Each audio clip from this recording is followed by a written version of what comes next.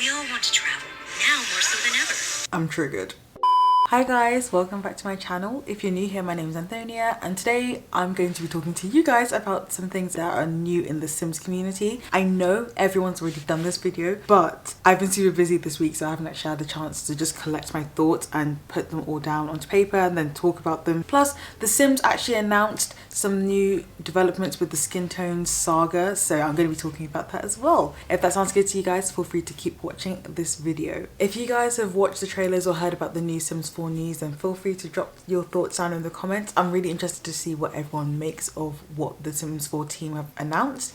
But yeah, without further ado, let's get into this video. If you haven't heard already, at the start of this week, the Sims 4 team announced that we're going to have a new expansion pack called Snowy Escape. Now, I remember reading this pack title on Twitter and immediately thinking to myself, should this not have been included in the seasons pack? And low-key, some of the aspects and elements that they've implemented into this pack, I just feel could have been put into seasons, but nevertheless, I went to check out the trailer and I went to check out the gameplay trailer as well. Also, apparently for this pack, I was just reading up about it, you don't actually need seasons, which makes sense when I kind of explain what the pack is about. If you see me looking down at any point, I've literally got all my notes on my laptop down here. I don't want to forget anything, so forgive me if I'm looking down. So in the Snowy Escape trailer, we're introduced to the new world of Mount Komorebi. I hope I'm pronouncing that right, which is just absolutely beautiful. Honestly, the Sims artists, everyone involved in that team, know how to make a beautiful world. I think it's based off of 2 Japanese cities from what I was reading, but yes, honestly, you can see the Japanese influences on the world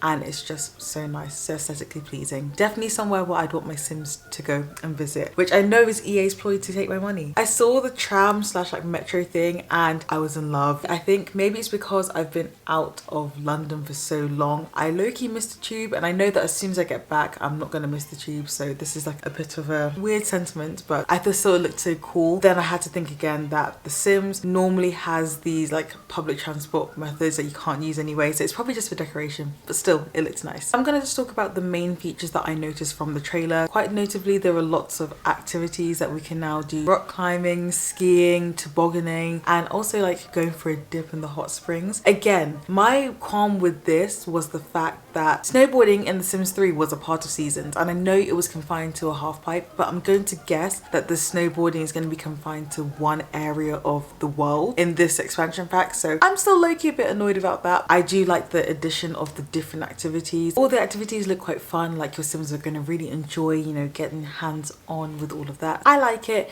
It seems like a nice idea to center the pack around. From the trailer, I really feel like the Sims team have tried to integrate these Japanese influences and culture into the pack, so I can imagine that that will affect things like food. I think I saw someone eating with chopsticks in the trailer as well, which I thought, you know, is quite a nice touch. The way that they've tried to integrate Japanese culture into the pack is really exciting. It's just something new and fresh, especially for The Sims 4, so I quite liked that as well. It's gonna sound like such a pernickety point, but they included the Simstagram interface in the trailer, and I really hope that we do get to see that interface in the game. It's such a small thing, but I don't know, it makes the game feel a little bit more immersive. I know you can post to your Simstagram story right now on The Sims, and that's absolutely fine, but there's something about being able to actually see people's posts like lined up and stuff. It just makes it feel a little bit more real. I'd like to see it. I really hope that that wasn't just for the trailer. And on to the last big thing about this trailer that I really noticed, and that I'm sure the Sims team wanted us to notice: lifestyles and sentiments. From the gist of what I saw in the trailer and what I read around the trailer and like what the pack's going to be like, the way that Sims are integrating these 2 concepts is that lifestyles will mean that the way that you choose to play your Sim will actually have an effect on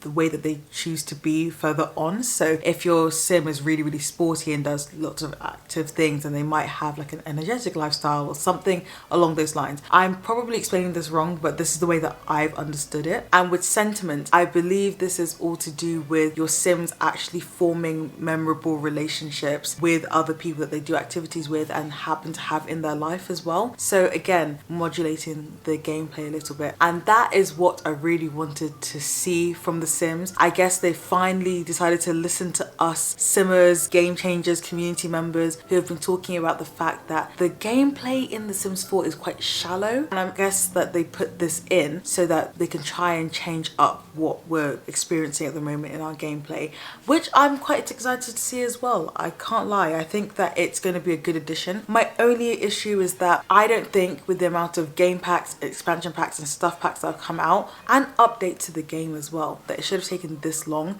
for the Sims team to realize and actually do something about the fact that the gameplay is just a bit sometimes, you know. And also the fact that they've put this in a pack instead of putting it, I don't know, in an update or something. Maybe people will disagree with me. I think that this edition will be quite fundamental to gameplay and making it a little bit more immersive. So I do think it's a bit annoying that you have to buy this pack to be able to benefit from that. As I'm editing this, I've just found this like clip of an article that says apparently lifestyles will be exclusive to the new EP, but sentiments will be added free in the base game. So that's quite nice actually. It's quite a nice touch, but still, my point still stands. This should have just been part of the base game, full stop. My final thoughts on the pack: it looks really, really good. It looks like something that I'd actually want to play and purchase. I was going to make a joke at the start of the video saying, oh, we have to decide whether we're going to spend our money on this pack or whether we're going to wait for it to go half price, but genuinely it looks like a really good pack. I think it's going to be really fun. I can't wait to see all the Game Changers play it and actually see proper footage of people playing it, especially because some of the Game Changers were actually involved with the creation of this pack, which I think is absolutely amazing. I want to see it. I want to see it in real life now to see if I'm going to actually buy it. But yeah, on to the second half of this video, which is kind of impromptu because the day that I'm filming this, the Sims actually announced what they're going to do about skin tones, and I just thought I'd talk on that as well because it's something that I've raised in my past Sims videos as being a bit of a problem for me, or a lot of a problem for me to be perfectly honest. I thought I'd give you guys a little bit of a reaction to what they have said and what I think of what they've said. Okay, so I have the actual announcement up on my laptop, so I'm going to just be kind of skimming it and talking about what I think. Okay, so the Sims team have written in this blog post that they announced that they were going to be making some changes to the skin tones. They did not put in how much backlash they've received for the skin tones and the fact that this has been a problem for the whole 6 years that this game has been out, but it's fine. And they speak about how they had the 6th of October skin tone update. Let's call a spade a spade. Did you guys really do anything to the skin tones on the 6th of October? Really? Did you? I definitely didn't notice anything, and I've played The Sims since the 6th of October and my game is completely up to date. So I'm a little bit skeptical on that one, but that's absolutely fine. We keep reading. Okay, so they've announced on December 8th they're going to be coming out with 100 more skin tones with sliders, so there can be like thousands of variations of these skin tones. It sounds promising. I'll try and insert a picture here so you guys can see the picture that they've included in the blog post. It looks good. I like the fact that we've got a split between like warm, neutral and cool undertones, and also miscellaneous as well. They look good. I'm really glad to see that there's a big range of different skin tones that we've got on here, and I can see what they mean by the slider thing. Obviously we'll have to see what that slider actually does when there's gameplay footage of it out, but yeah, it seems really good. I don't want to hold my breath too much because this is how they always say they're going to fix this and tweak that and blah blah blah, and then it never is quite as good as you think. But this actually looks really promising and I'm excited to see that roll out in December. Along with this update, they've also said that they're going to be releasing sliders for makeup as well, so that the makeup can actually look good on all skin tones, which I've noticed that when I play my more melanated characters, the makeup, some of the makeup just doesn't show up on darker skin, full stop. Some of the makeup looks way too bright and way too saturated for lighter skin, full stop.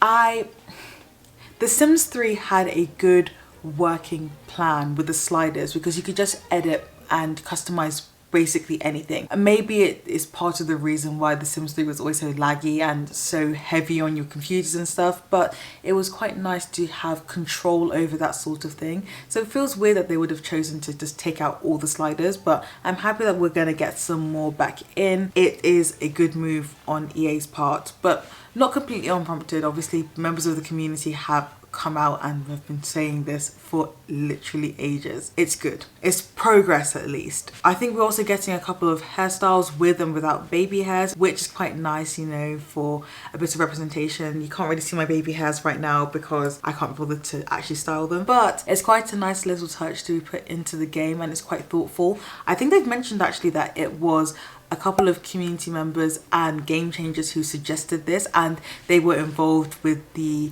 update that they're going to be bringing out in December, which again is quite nice. I watched Panbella's video about the skin tone updates today, and she actually mentioned how community members and game changers often know better than the Sims team what the Sims actually needs, which makes sense because we're the ones who play it. They of course create it, but we know what we'd like to see in our games. So it's nice to hear that we're getting game changers and community members actually involved in the creation and updates and maintenance of The Sims 4. I think it makes for good change to happen with The Sims 4 for it to actually be an inclusive game that it wants to be. All in all, they say better late than never, right? So, you know, we're getting it at least, but it is a shame that we've had to wait this long.